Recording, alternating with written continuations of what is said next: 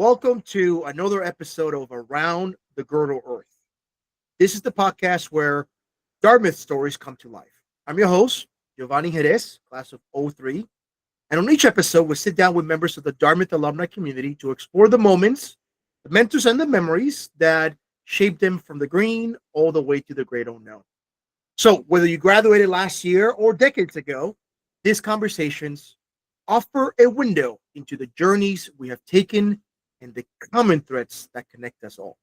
So grab your favorite drink, step into the story, fuel up the nostalgia, and let's wander together. Today, my very special guest, I've known him for years, since his undergraduate years. I was a senior, he was an incoming freshman. Tomas Villalon, class of '06. Welcome, Tomas. We're glad to have you here. Why don't you kick us off with a little bit about yourself, your origin story? Thank you so much, Giovanni, for having me and for this incredible platform. So my name is Tomas Villalon, or Tom Villalon, depending on pronunciation. I'm a class of 2006. I was born in Wilmington, Delaware, and raised as a kid in sort of southern Pennsylvania, and then also in Chile, where my father's and his family originally is from. So lived in Chile, I think, for about 5 or 6 years when I was very, very young. Then came back to the U.S. And basically did lower school, middle school, and high school in Delaware. I am the youngest of 3 boys. That my 2 older brothers went to Pomona College out in Los Angeles. So I was the black sheep of the family, as far away as possible to the other extreme of the continent. But yeah, I met Giovanni. Had the pleasure of meeting him when I was a freshman, and he put me in touch with a contact who quickly became one of my closest friends and my roommate, Fernando. So that was a real pleasure. And in college, go ahead. I had the opportunity to interview Fernando in an earlier episode, but before we get into your Dartmouth experience, tell us a little bit about your high school years. Like, did you do sports? Like, did you had tendencies for math? How did you even encounter Dartmouth? Yes, I went to a small private school in Delaware that was very intensive. So everyone's required to do 3 sports a year, so a sport every season. I did a lot of theater. I was in every sort of theater production we did. I was a student body president of our student government. I did, wrestling, track and field, and track. And yeah, it was just very active. It was just a very sort of exigente experience, a very demanding experience. And we had like a really fantastic sort of college prep program. So it sort of applied to a bunch of schools. I admittedly got rejected from my first choice, which is to go to Stanford and join my brothers out in California.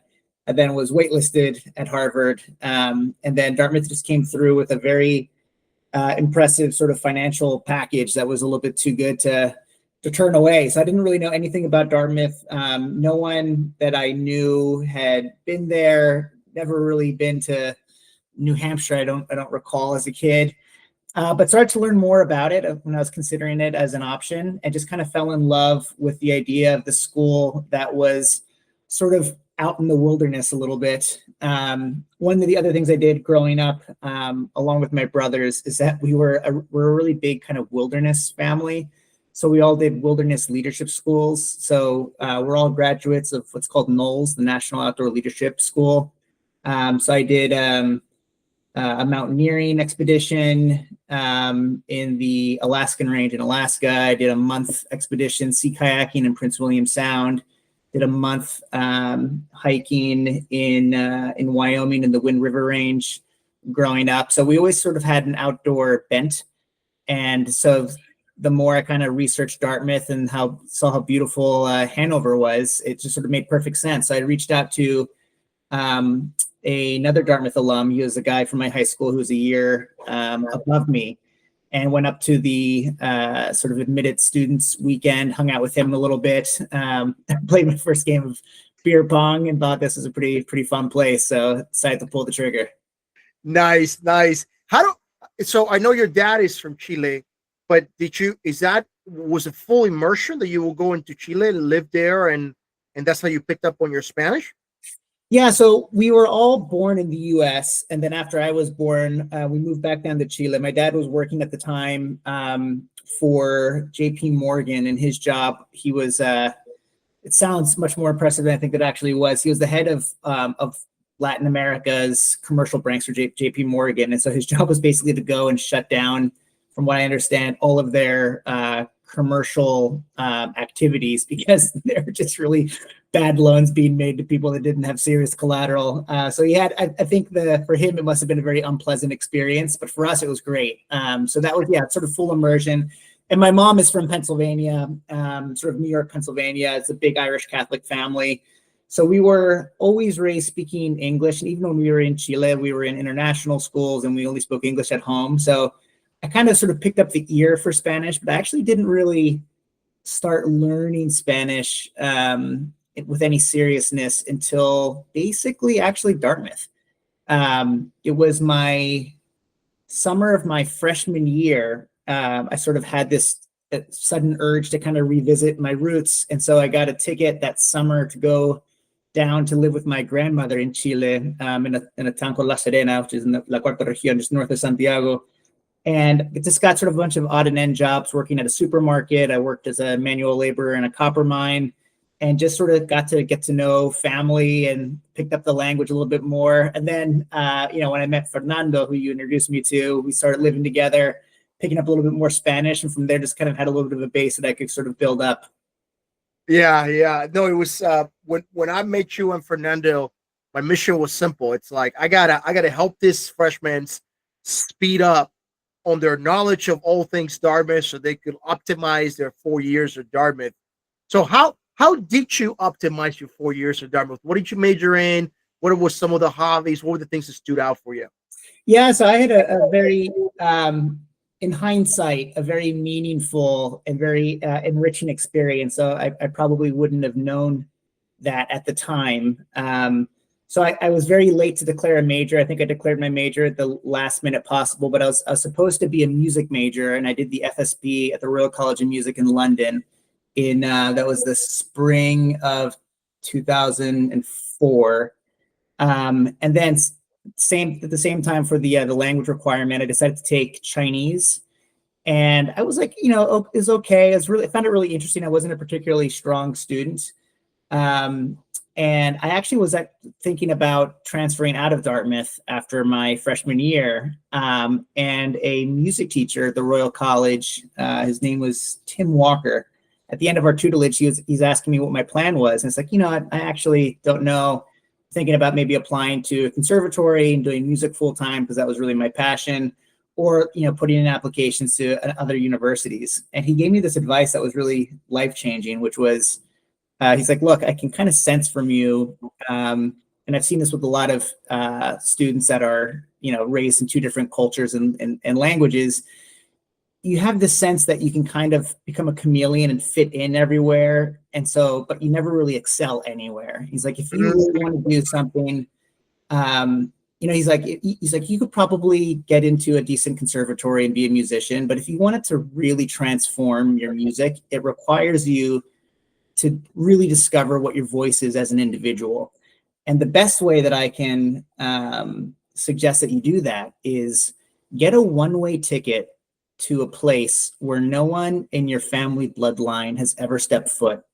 And don't just visit there, like actually live there. And in the process of recreating yourself, at first it'll be linguistically, and then socially, you'll also recreate yourself sort of emotionally and culturally and artistically. And you'll find more about your voice as a young man than you will if you go to a Royal College or a Juilliard, or if you transfer to a Harvard.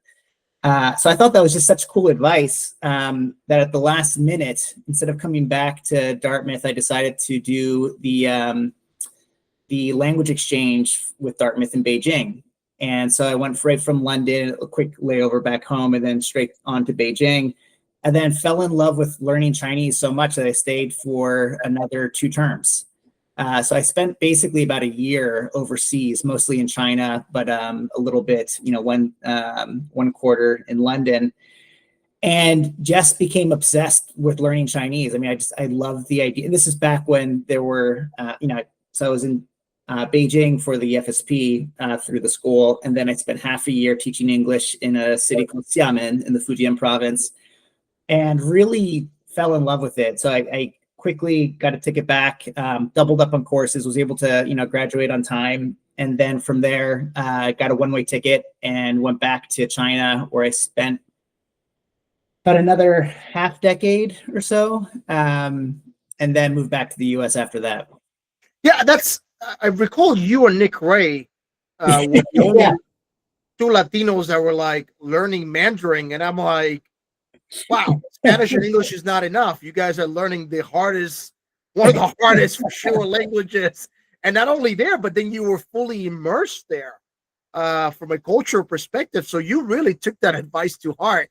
Yeah, and Nick Ray, I don't know if he's been on this podcast, but he would be an excellent subject. He's a great friend. We were on the same program together, and we were the only two people from our class that stayed behind for a significant amount of time.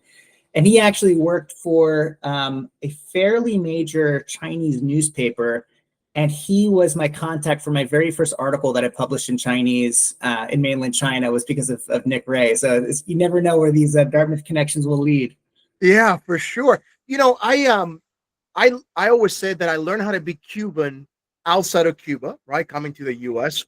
And then I was able to understand what it was American when I went to travel through Europe. And I did my study abroad in Europe. And people would associate me as the American guy. And I was like, wait, what? I'm in America, I'm the Cuban guy.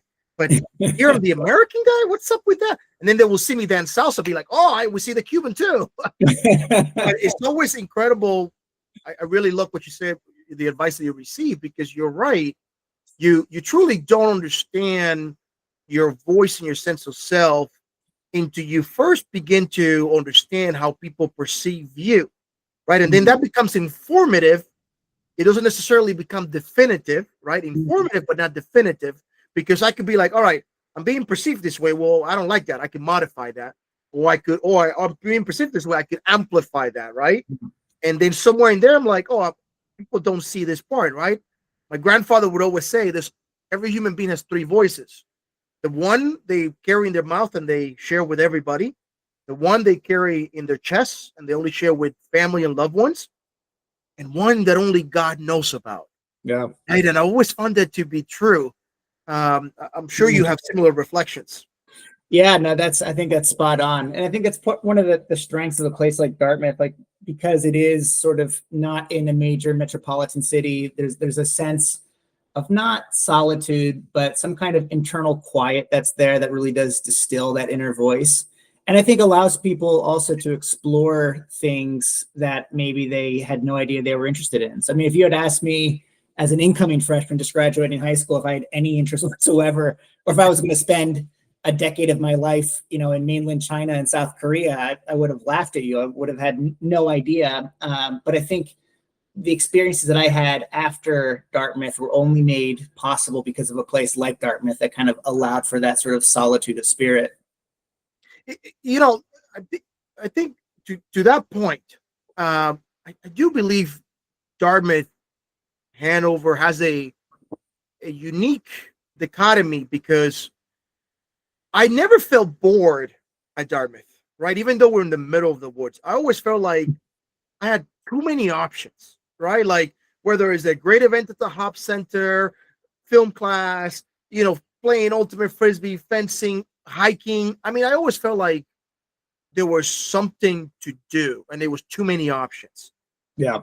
But then to your point, I could go ahead and step out in solitude and reflect, right? And really, step away from the busyness of the place, right? Which is not something that I could do in a major metropolitan city, for example. Yeah. So you were in China for 10 years. Why am I under the impression that you were also in Korea? I was, yeah. So I was in China for about 5 years, and then I left right around just before the 2008 Beijing Olympics.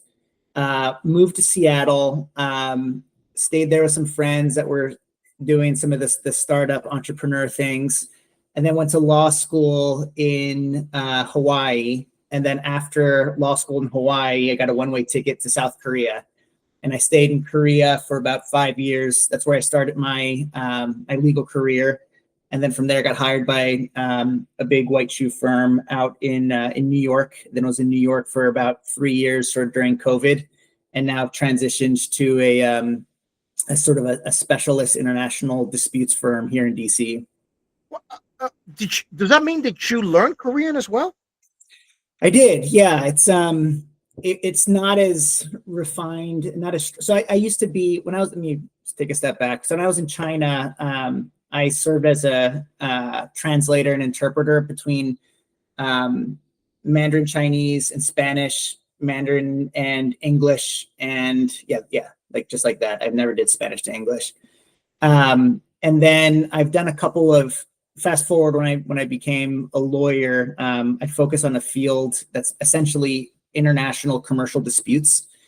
And I've done a couple of cases that are all in Chinese, but most of my cases have been basically the language of the dispute is English, but then all of the facts are either in Chinese, Korean, Arabic, French sometimes. And so I've sort of picked up a ragtag team of languages over the past decade, just out of curiosity and just because it sort of helps with my area of practice. But yeah, so my Korean is not good enough to like cross-examine a witness in. Okay. I feel like my Chinese probably is around there still, and Spanish is around there still, and English is around there still. So I kind of have 2 tiers of languages in my mind. I have my professional working languages, which are about maybe 4-ish or so, and then another 4 or 5 languages that are comfortable, sort of basic conversation, basic reading and writing, but I can't really call upon them yet professionally. So on that topic of cultural differences, one,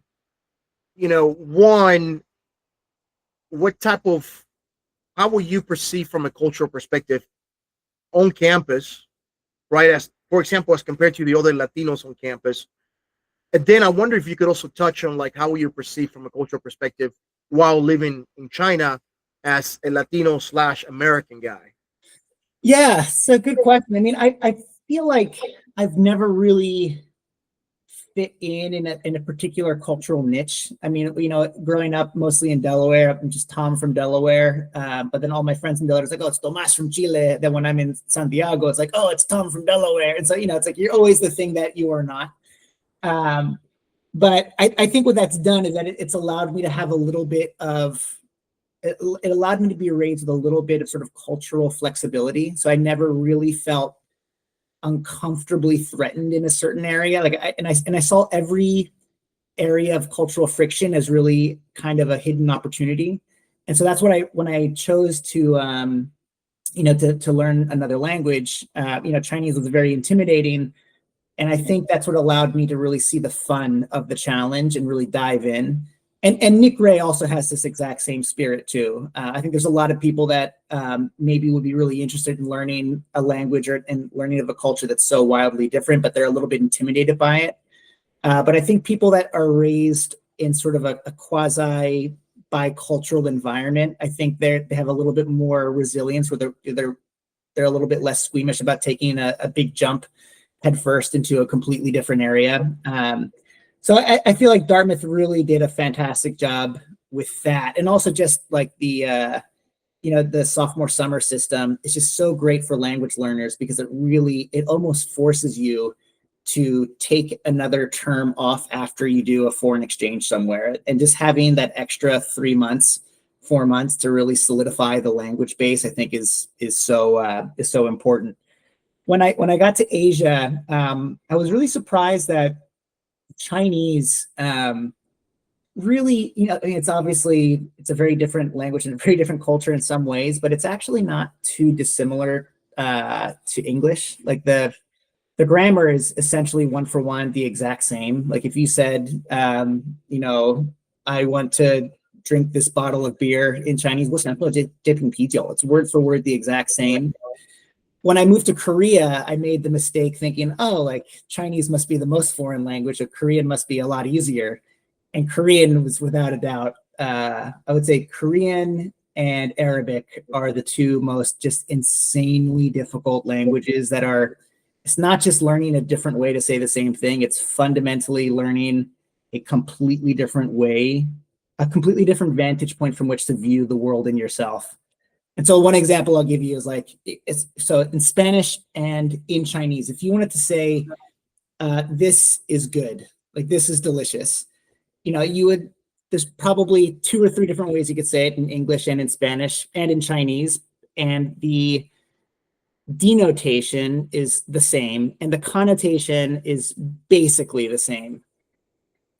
If you were to say this in Korean, this is an example I always like to give. You can say, let me think this through. If I say this is delicious, I could say it at least 5 or 6 different ways.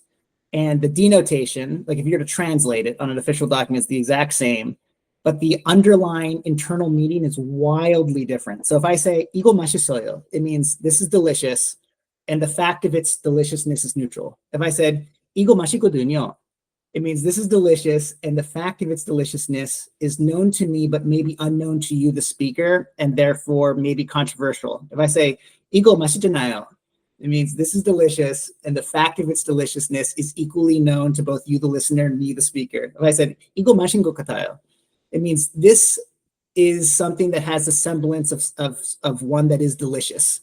And so I don't want to make any kind of judgment as to whether or not it's delicious or not.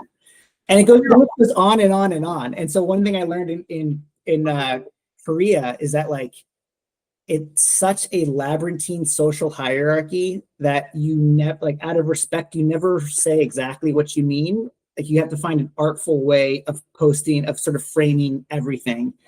And so that was really like to work in that environment for about 5 years, especially in a field like law, which is very hierarchical, was an incredible thrill and also quite a challenge. Honestly, as I was listening to you, I was having flashbacks with my conversations with my wife. Sometimes I'm just trying to sit there and decipher, what does she mean? This. No, I appreciate those insights and that fantastic example. It reminded me of, you know, how Eskimos have like 70 different words for water, right? And it's like, depending on the state and all of that. Now, you mentioned Arabic, and that reminded me of the article that I read about you. One day I'm browsing, I think it was LinkedIn or I don't know what I was browsing, but I see an article and I'm like, oh, this looks interesting. And then like, wait a second, I know this guy, Tomas Villalon. Tell us about that project and how you got connected and pulled into it. Oh yeah, so the Arab, so there's sort of 2 things. So yeah, Arabic, fantastic language. I've become obsessed with learning the Egyptian dialect, which is like sort of the most well-recognized spoken dialect of Arabic. And then separate from that, some work in Afghanistan and learning Dari or Farsi, which is written with the same Arabic script, but a different language family. So when I was a lawyer at a firm called Covington & Burling, I had a pro bono client who was a combat interpreter serving with US forces in Afghanistan. And this was prior to August of 2021. And I was basically just doing really simple, boring pro bono work of helping process some of his paperwork so that he could get what's called a special immigrant visa, or SIV.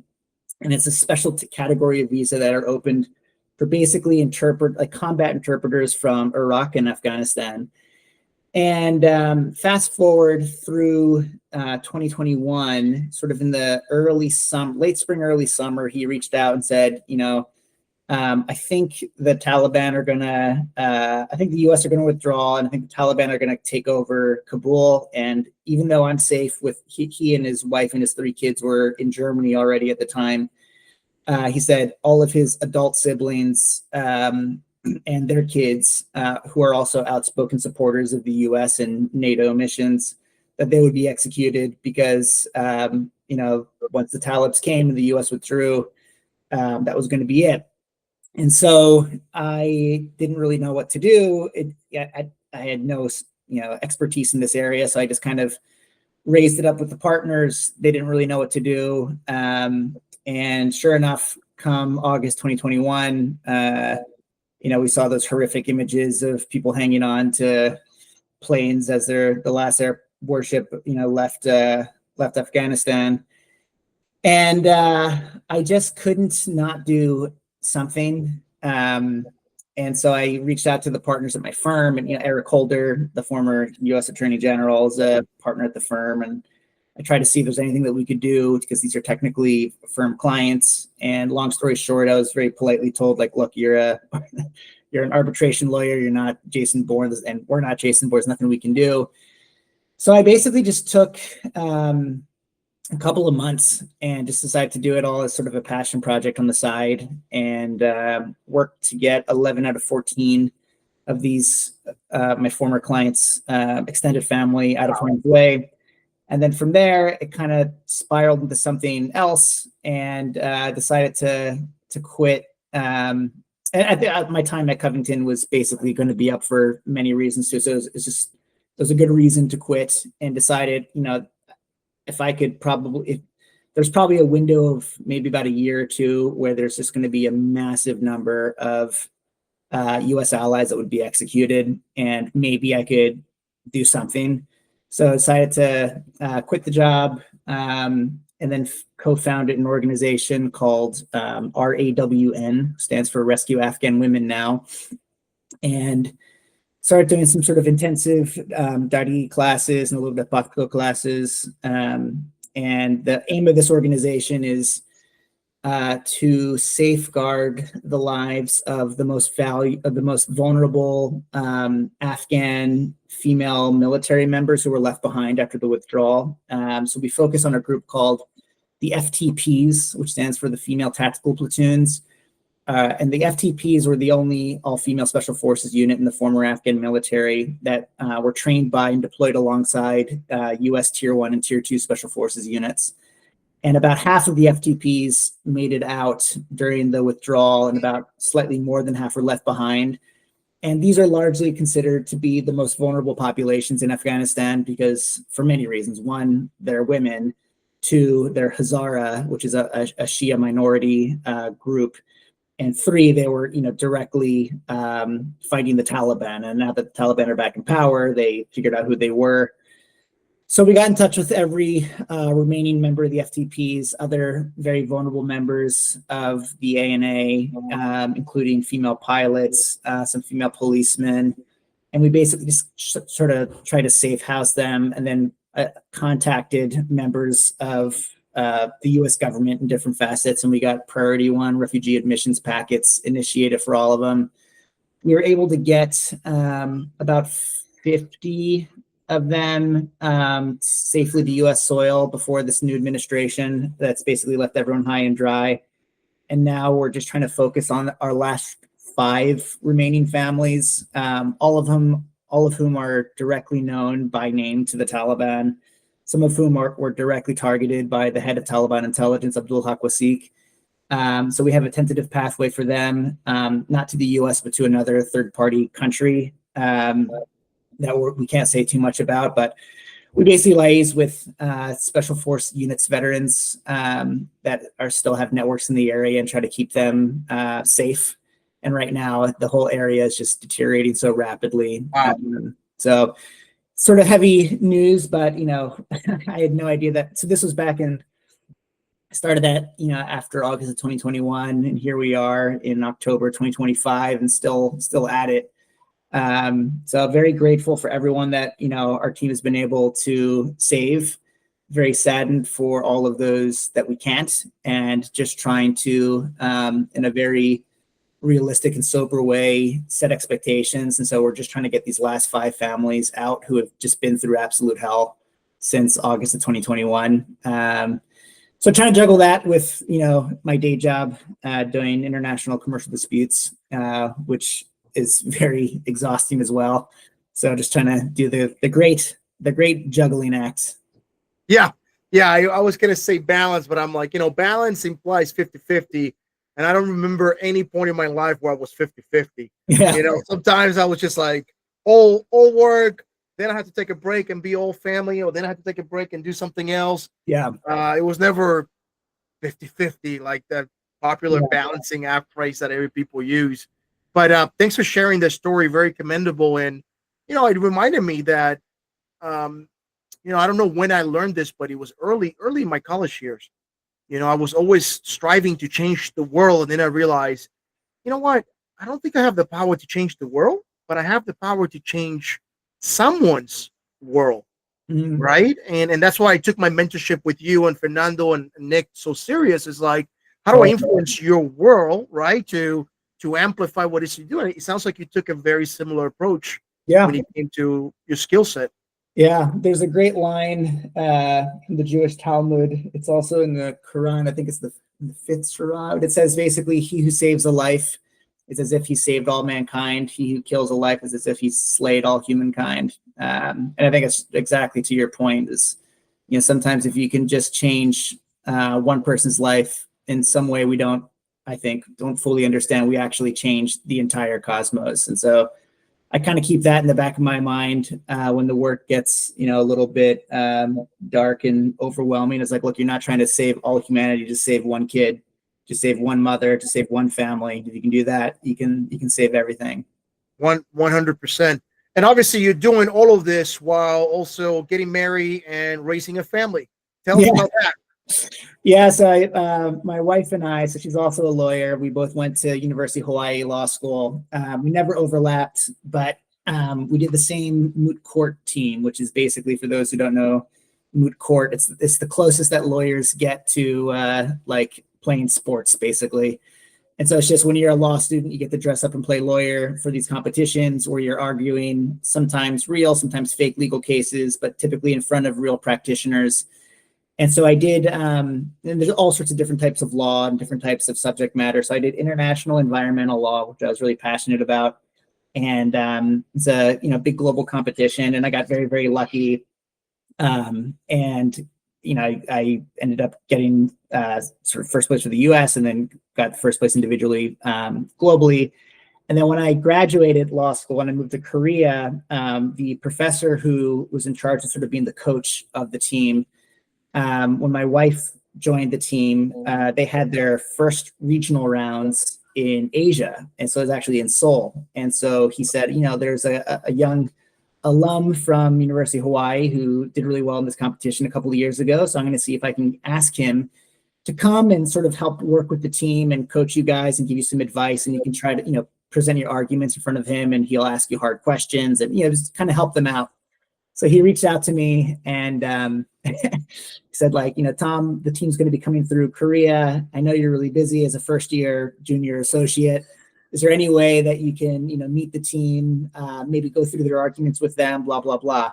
And I responded like, Professor Foreman, thanks so much for reaching out. But look, I'm such a big deal now. I'm so busy, And he's like, oh, at least come and just meet us for lunch then. It's like, sure. So we meet for lunch. And then I see my future wife walk in. She sits down right in front of me. We have this conversation. And then instantly I'm like, you know what? This team needs a lot of work. We should be meeting every day while you're here. I'm going to call my vacation for work. Like, we need to be meeting every day. We need to have drinks late at night. We need to hang out all the time. But yeah, so actually I met my wife for the first time in Korea. And then we sort of reconnected many years later when she got an offer to basically apply to my firm. And then we started dating when I was in New York and she was in Hawaii. And our first date was in San Francisco. Our second date was in New York. And our third date was supposed to be back in San Francisco, but it was the day that COVID broke out on the East Coast. Wait, when you're saying dates, you mean official? Because obviously you were dating her unbeknownst to her when you were coaching her as well, right? So that was just kind of like, I just had a giant crush on her, and we didn't really start dating until, like, I'm very kind of old school with this. And so I was like, I wanted her to know that it was like an actual date. So when she basically, she got a letter of sort of an invitation to apply to my old firm. And she was like, what do you think about this firm? I'm thinking about getting into big law, but, would love to get your impressions. And so we kind of reconnected, and she talked about how she was going to interview in either LA or the San Francisco office. And I was like, oh, well, I'm always in the California offices. I've never been once. And And I was like, let me know if you're ever there, because I'll fly out and I'll introduce you to the partners. And she's like, oh, I'll actually be there in 2 weeks. I'm like, oh, what a coincidence. So will I. In the meantime, I'm texting my secretary, like, get me a ticket, get me an office. I got to go in 2 weeks. And so we basically just met up in person. And that was sort of our first date. And then our second date was a month later. She came out to New York. And for the third date, I was training for I used to do a bunch of ultra marathon stuff. So I've been in the US national championship for the 50 miler for a couple of years, then a couple 100 milers.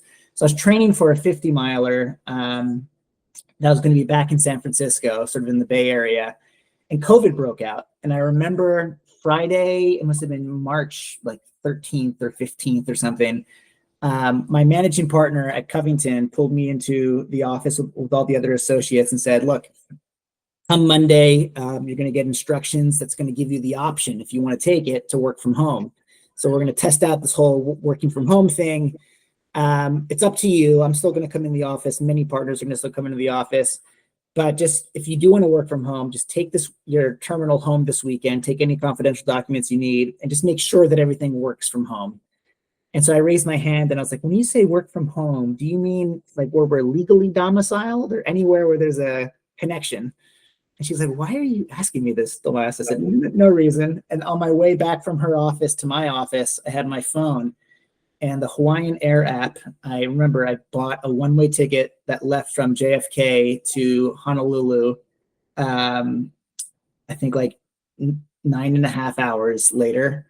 And I just went home and I just packed like random things into a carry-on and went to Hawaii for was our third date. And I thought, if the world's going to lock down, maybe we'll be lucky and, have like a week or maybe 2 weeks. You have to, there's a great word in Spanish that doesn't really exist in aprovechar. Like you have to aprovechar, like if of every opportunity that God gives you. So we seize. The seize, yeah, like to take advantage of, but that has a negative kind of. Yeah. Seize the day, aprovechar el día. Yeah, and so our third date, we lasted basically 3.5 years. Ended up getting married, and then then got this offer from what I think is the most sort of sophisticated, hard-hitting international disputes practice in the world that like famously never hire, and somehow they made a huge mistake and let me come on board. So we picked up everything, moved here to DC, and had a little beautiful baby girl 11 months ago. And so now just a lot of that balancing and juggling. Well, wonderful story. I'm glad you shared the love story. I look forward to meeting your wife and your baby girl at some point. As we come to a close on our wonderful conversation, I'm wondering if you have any other golden nuggets of wisdom or quotes that you live by and could be guiding principles for any either rising senior in high school or current college student or right out of college, I nothing springs to mind, and I would be hesitant to think that I have anything approaching wisdom to impart to anyone else. I will just say one observation, which is, everyone's chasing something different at every sort of stage in their life. I feel like in high school, everyone, you're always trying to chase how to distinguish yourself from your peers. So you get into a great college, and then in college, you're trying to distinguish yourself from finding your niche. And then when you graduate, you're trying to find an industry you might want to work in. It's like a constant stream of sort of goal setting and moving forward. The one observation I would make is as I get older, the more I realize that no matter how you branch out in your career, as you get older, everything actually reconciles together at the top, and the ultimate currency is relationship. And I think no matter what you do or what your interests are, you just realize that the only thing that really is worth anything are people, or your relationship with people. And so just never take that for granted. I think we're moving in a bizarre and unknown and exciting and terrifying direction where, AI forms of intelligence and technology are threatening to displace a lot of the labor intellectual and potentially otherwise, that humans do. And I think that's just going to call into focus so much more that the ultimate currency is going to be relational currencies. So just treat your friends, tend to those relationships. Those are the things that will get you through everything, your professional challenges and triumphs, but also your personal ones. And so I'm very indebted to you, Giovanni, because you connected me with my compadre Fernando all those years ago, and Nick Ray, who's still a close personal friend today. And these relationships, they become more enriched with time and diversity of experiences. So thank you for that. You're certainly one of those. All three of you were some of those individuals where we could just pick up where we left off, even though it's been decades. Yeah. Right. It's like, I've kept up with your Facebook posts and your LinkedIn posts, and then we just pick it up where we left off. And to your point, right? I do marketing, and it made me think about how, for example, Google reviews or like Amazon reviews are changing. Right now that we know that they could farm them, it's like you don't even trust those anymore. Yeah. I'd rather like, hey, Tomas, what's the laptop that you recommend? And that trust level, it's a lot higher, has more value than that advice than some 1,000 Google reviews from people I don't even know anymore, right? I don't know if they're bots or not. So I agree 100%. Your network, it's your net worth. And I would even add to that your network and your friendships are going to be the value of life that you're able to squeeze out of life in terms of joyfulness, wisdom, experiences. I agree 100%. You've done it well, my friend, and I'm glad we were able to have this dialogue. So for all of you who join us online, thank you for being part of this episode of Around the Girdle Earth. If today's conversation sparked a memory or gave you something to think about, leave us a thoughtful comment in the comment section. Please share this episode also with a classmate or fellow alum. It's frankly a very easy way to keep the Dartmouth spirit alive in this chaotic digital age. So until next time, stay curious, stay green, and keep roaming this beautiful girdle earth we call home. Thank you, everybody. Thank you, Tomas. Thank you, Giovanni.